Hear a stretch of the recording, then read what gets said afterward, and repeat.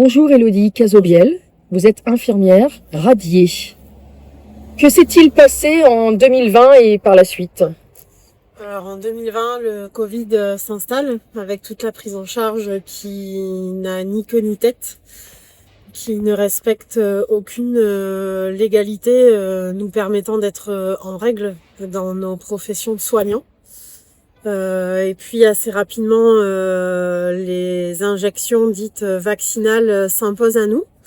Au début, elles se proposent et puis assez rapidement, elles s'imposent. Et là, c'est un non. C'est un non qu'il va falloir accepter et prendre des décisions avec ce non-là. Vous exerciez en libéral à l'époque? Oui, moi j'étais en libéral sur Bordeaux, associée à 2 collègues. Ouais. Et le truc, c'est que dès le départ, en fait, la communication n'est pas possible. La communication n'est pas possible à l'intérieur du cabinet. Et puis la communication n'est possible nulle part en fait, ni avec nos associés, ni des collègues plus loin ailleurs sur notre commune, mais aussi des collègues comme l'ordre. Alors moi, je ne suis pas sous l'ordre des médecins, mais l'ordre des infirmiers. La communication n'est pas possible. Vous essayez d'en parler, d'argumenter, de faire douter? Oui. Pas faire douter, mais juste réfléchir ensemble au bon sens. Le principe de précaution? Ouais. Le principe de précaution, le principe de consentement libre et éclairé. Le principe que tu es responsable de ce que tu injectes, quoi qu'il advienne. Le principe que si tu connais pas ce qu'il y a dans le produit, c'est non. Ouais, et puis ton corps t'appartient et on fait pas ce qu'on veut avec le corps humain. Voilà, c'est écrit partout dans nos textes qui nous légifèrent et qui nous permettent de travailler. Et là, tout est bafoué sous prétexte qu'il y a urgence. Mais j'estime que l'urgence ne permet pas qu'on fasse n'importe quoi. Et là, on vous oblige à injecter des patients. Oui, on oblige à injecter, on oblige à s'injecter pour pouvoir travailler. Multiples illégalités qui ne permet pas de faire sens. Et vous avez trouvé à ce moment-là des solutions de repli? Alors, il y a 2 solutions qui s'offrent à moi à l'époque, soit d'être suspendu, soit de faire des faux vaccins. Alors d'abord pour moi, et puis ensuite pour les personnes qui en ont besoin.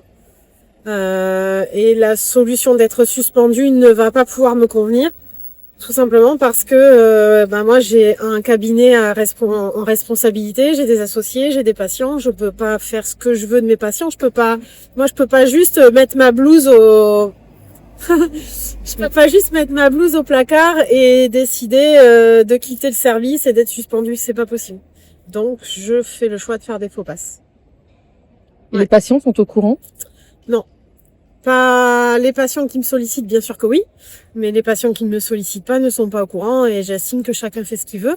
Donc je respecte cela à tout point de vue. Je suis pas dans le tu ne dois pas faire le vaccin parce que je dis, selon moi, ce produit-là n'est absolument pas un vaccin. Attention, vigilance, mais chacun fait ce qu'il veut. Mais chacun fait ce qu'il veut. Chacun fait ce qu'il veut. Voilà. Donc, vous vous sentez responsable du corps des gens que vous injectez et Oui. vous voulez pas être mêlé à une histoire qui pourrait avoir des conséquences dramatiques. Non. Dramatique pour moi et pour les patients.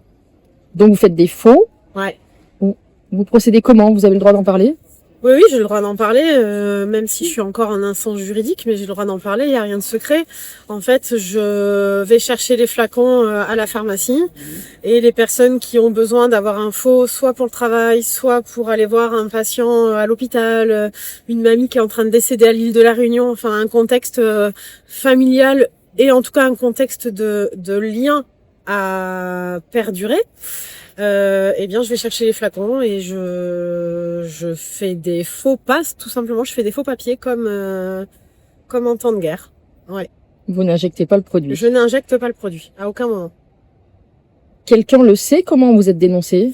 Je suis dénoncée parce qu'en facturant à la sécurité sociale pour signaler que j'ai fait donc ces faux passes, eh bien, cette facturation va partir sur les tablettes de mes collègues et c'est mes associés qui vont me dénoncer.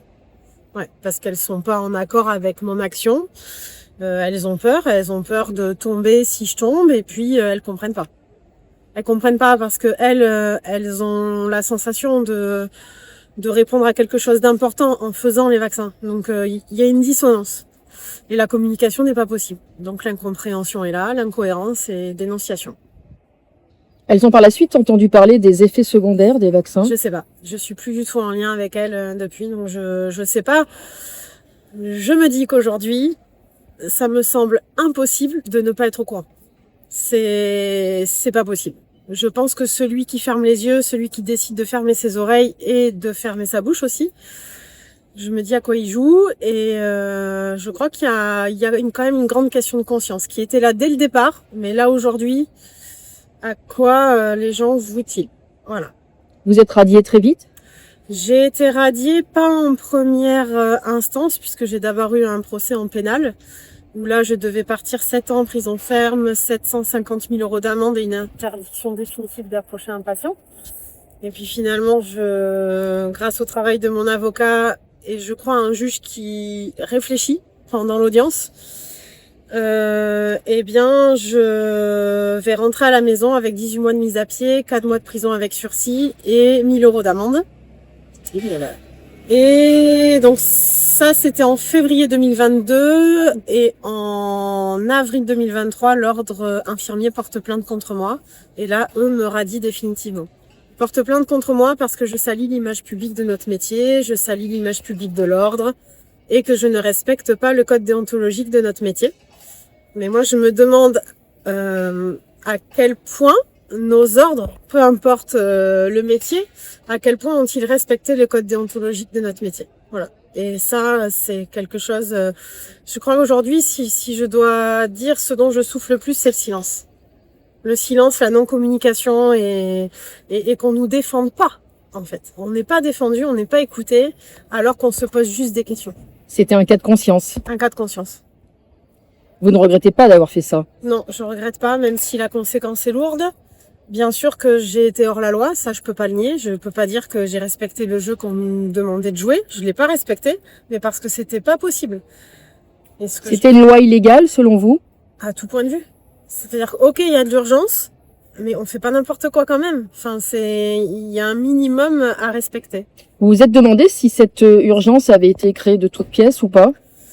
Alors, on m'a déjà posé la question. Cette question est glissante. Et puis, j'estime que je ne sais pas tout, loin de là. Donc, je me méfie de ce genre de questions, mais je respecte à tout point de vue la question. Par contre, récemment, on m'a posé la question, est-ce que ce qui s'est passé était accidentel ou non? Eh bien, je peux répondre comme ça. Non, c'est pas accidentel, parce qu'il me semble que quand c'est accidentel, on cherche à réparer. Et là, il n'y a aucune réparation qui est mise en place. Aucune. Et puis toutes ces victimes d'effets secondaires que j'ai pu rencontrer à de multiples reprises ne sont pas défendues, elles sont pas soutenues, elles sont pas aidées. Si c'est accidentel, on cherche à aider, à soutenir. Donc vous posez des questions sur l'intention. Du coup, si c'est pas accidentel, où est l'intention, et pourquoi les membres de ces ordres-là n'ouvrent pas au moins un espace de parole? Plutôt que de nous recevoir en chambre disciplinaire, pourquoi on peut pas faire des tables rondes et discuter? Ouais. Quel est votre prochain rendez-vous? Alors, je n'ai pas la date. J'espère avoir une date prochainement. Ordre des infirmiers à Paris. En appel, du coup, de cette décision de radiation définitive. En attendant, vous avez fait une reconversion qui n'est pas très éloignée de votre métier précédent? Alors, en attendant, bien sûr, soignante un jour, soignante toujours. Donc, j'ai cherché à performer ma posture de soignante, ma posture d'accompagnante en soins. Et donc, je me suis formée à la naturopathie et à l'hormèse, qui est une loi du vivant à part entière. Et je crois que le Covid est venu ouvrir cette porte en grand. Voilà. Oui. Vous êtes pour le respect du vivant? Je suis pour le respect du vivant. Vous avez bon espoir? Je crois que les grandes lois du vivant finissent toujours par gagner. Ouais. Je vous laisse conclure et je vous remercie beaucoup. Et donc j'ai espoir. Merci. Merci infiniment.